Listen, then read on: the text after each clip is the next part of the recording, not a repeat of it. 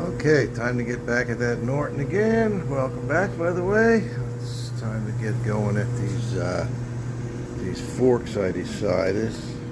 I couldn't tell if there was any fluid in them or not when I turned them upside down, but when I took the bleeder screw out of the bottom, you see that gray stuff that's in there with that other old motor oil in there. Well, the gray stuff is what came out of that fork tube anyway.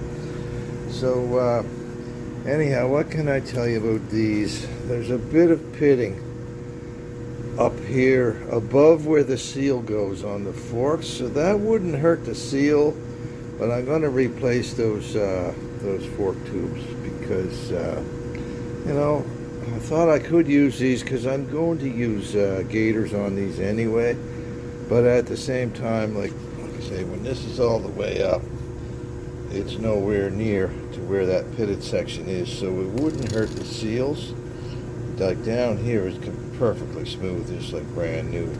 But I'm not going to use those fork tubes. I'm going to replace those with some fresh ones, but I will save these because these would work quite well on an Atlas or a Dominator with this type of length fork tube in it. Anyway, I'm going to get the seal holder off of there, and we'll see what kind of a mess is down inside of there. Probably quite a lovely sight from the looks of that gray colored oil.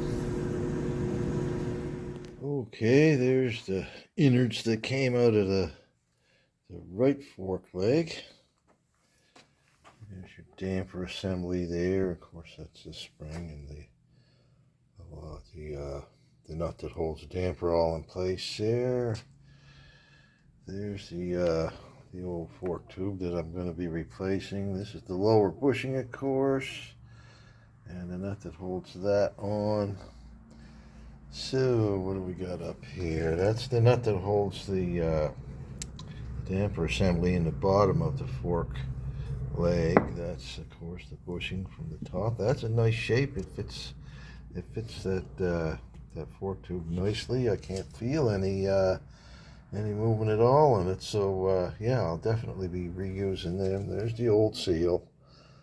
That's well, it's as hard as a rock, so it's obviously shot.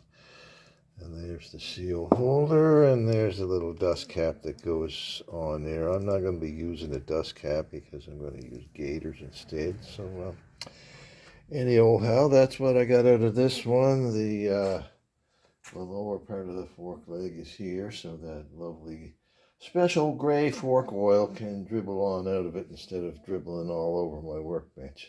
So anyway, let's get that leg there apart. Oh, there's one thing I wanted to mention about this. What is this? The left fork leg is the one that has a pinch bolt here on the bottom. On the later models of these, they changed the shape of that leg so they could get a little bit more meat down here. But what happens with a lot of these, including my other bike, is people over tighten that clamp bolt there and they'll crack this lovely soapstone aluminum casting. And, you know, then you have to get it welded up. But this one hasn't got any cracks in it, so it hasn't been over tightened or abused, and hopefully I don't over tighten it. I'll make sure I don't. But anyway, yeah, let's get this one apart. If there's anything different in it, you know, as compared to this one, I'll show you what I find. Otherwise, I expect to find about exactly the same thing as I've got here. Okay, these seal holders here, they have a little hole in here. There's a special tool that goes down over here, and you put the pin in the hole, screw the pin in, and then unscrew it. But I've never had to make myself one of those special tools. Maybe I will one of these days. But what I do is I just take a little bit of a, what is that, a 1024 screw, and shove it in the hole.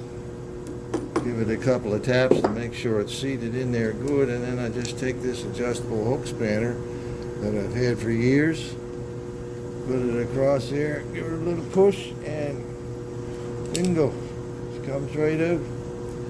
And luckily enough, usually you see a bunch of jaw marks from pipe wrenches or a Stilson on there or something, but I don't think anybody's ever taken a pipe wrench to these seal holders, so that's kind of good news. I like everything I'm seeing on this bike so far. Okay, I'm going to show you what I do to get the seal on the top bushing out of here. I'm sure other people have other ways of doing this, and maybe they're better than this way, but this has worked for me for years. And let's say anybody who works on these on a regular basis, you're seeing stuff that you've already got your own method. But anyway, put some nice fresh cardboard in the vise. You don't want to gouge up the top of the fork tube, especially if you're going to use it again. And all you do is, when you come up like this, that inner bushing right here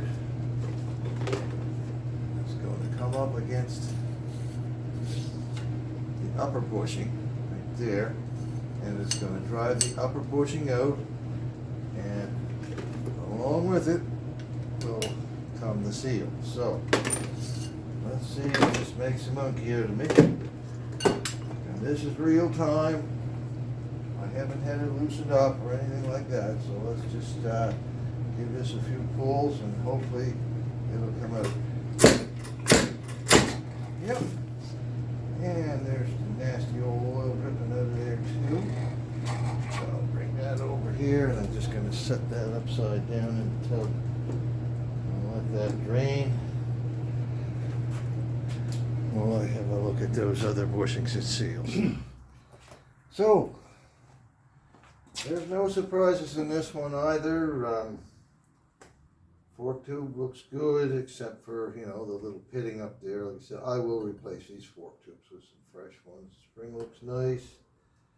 The damper unit seems to be alright, not corroded or dirty looking or anything. There's the bolt from the bottom of the damper unit. The bushing is fine. The seal's hard as whalebone and needs replacing. And there's the seal holder that goes on the top. So I think next thing on my agenda will be to clean up what I have. But before I do that, I'm going to get on the phone and order some. What do I need? Seals, fork tubes. What else? Anything? Oh, gators. I might as well get them while I'm at it. Maybe I'll get some fresh crown nuts for up here too. The old ones are looking kind of scabby. And those are one of the things you see when you're sitting on the bike.